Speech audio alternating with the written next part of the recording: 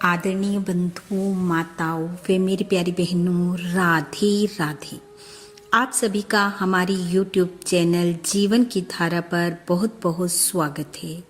बंधुओं, आज हम इस वीडियो में भगवान श्री राम व उनके प्यारे भक्त हनुमान जी की कथा सुनेंगे, जिसे सुनने सुनाने से भगवान श्री राम व हनुमान जी की विशेष कृपा प्राप्त होती है व भक्त का प्रत्येक कार्य सफल होता है। कथा सुनने के बाद यदि आप हमारे चैनल पर नए हैं तो कृपया हमारे चैनल को सब्सक्राइब करें, बेल आइकन को प्रेस करें ताकि हमारी वीडियो की नोटिफिकेशन सबसे पहले आप तक पहुंचे। वीडियो को शेयर व लाइक भी जरूर करें। कथा के अनुसार एक बार हनुमान जी, जो कि भगवान श्री राम की सेवा में उपस्थित थे, भगवान के चेहरे को देखकर मंद मंद मुस्कुरा रहे थे। हनुमान जी को अपनी ओर मुस्कुराते हुए देखकर राम जी ने पूछा, हनुमान, क्या बात है जो इस प्रकार मुझे देखकर मुस्कुरा रहे हो? राम जी की बात सुनकर हनुमान जी बोले, प्रभु, इस संसार में जो कुछ भी होता है वह सब आपके द्वारा ही संभव है। भगवान ने पूछा, वो कैसे? हनुमान जी बोले, प्रभु, जब माता सीता रावण की कैद में थी और मैं उनकी सुध लेने अशोक वाटिका में पहुंचा तो मैंने देखा कि रावण क्रोध में भरकर माता सीता की ओर तलवार लेकर दौड़ा आ रहा है। रावण को इस प्रकार माता की ओर आते देखकर मैं भी क्रोध में भर गया और सोचने लगा कि अब मुझे ही माता को बचाना होगा। मेरे अतिरिक्त यहाँ कोई ऐसा नहीं है जो उनकी रक्षा कर सके। और जैसे ही रावण की तलवार पकड़ने के लिए मैं आगे बढ़ने को तैयार हुआ, उसी क्षण रावण के पास खड़ी उसकी पत्नी महारानी मंदोदरी ने रावण का हाथ पकड़ लिया और उसे ऐसा करने से रोक दिया। हे प्रभु, उसी क्षण मुझे ज्ञान हुआ कि यदि मैं माता को बचाने कूद पड़ता तो मुझे ये भ्रम हो जाता कि यदि मैं ना होता तो माता को कौन बचाता। परंतु आपने उन्हें बचाया ही नहीं, बल्कि उन्हें बचाने का काम रावण की पत्नी को ही सौंप दिया।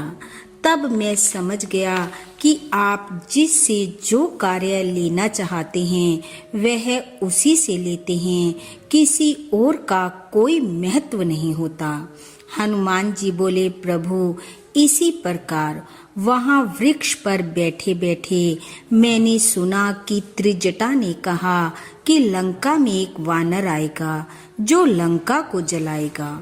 त्रिजटा की बात सुनकर मैं चिंता में पड़ गया कि प्रभु ने तो मुझे लंका जलाने के लिए कहा ही नहीं, और मैं किस प्रकार लंका जलाऊंगा इसका मुझे तनिक भी ज्ञान नहीं है। परंतु जब मुझे पकड़कर रावण के समक्ष ले जाया गया और मुझे मारने की बातें होने लगी, तब विभीषण ने आकर कहा कि दूत को मारना अनीति है। और तब मैं समझ गया कि मुझे बचाने के लिए प्रभु ने यह उपाय कर दिया है। हनुमान जी कहने लगे, प्रभु, मेरी हैरानी की हद तो उस समय पार हो गई जब रावण ने कहा, बंदर को मारा नहीं जाएगा बल्कि इसकी पूंछ में कपड़ा लपेटकर घी डालकर आग लगाई जाएगी। रावण की यह बातें सुनते ही मैं गदगद हो उठा और मैं जान गया कि त्रिजटा की बात सत्य होने का समय आ गया है, वरना लंका को जलाने के लिए मैं कहाँ से घी, तेल, कपड़ा लाता और कहाँ अग्नि ढूंढता।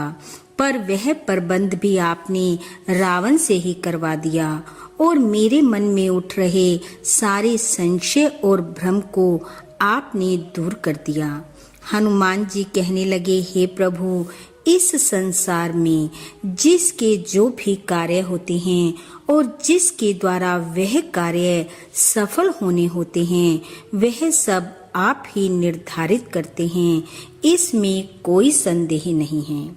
ऐसा कहकर हनुमान जी प्रभु श्री राम के चरण दबाने लगे और भगवान मंद मंद मुस्कुराते हुए हनुमान जी को निहारने लगे। बोलो भगवान श्री राम जी की जय। बोलो पवन पुत्र हनुमान जी की जय। बंधुओं, भगवान श्री राम व हनुमान जी की कृपा आप व आपके परिवार पर सदैव बनी रहे। आपका घर आंगन खुशियों से महकता रहे। इन्हीं शुभकामनाओं के साथ आप सबका बहुत बहुत धन्यवाद। राधे राधे।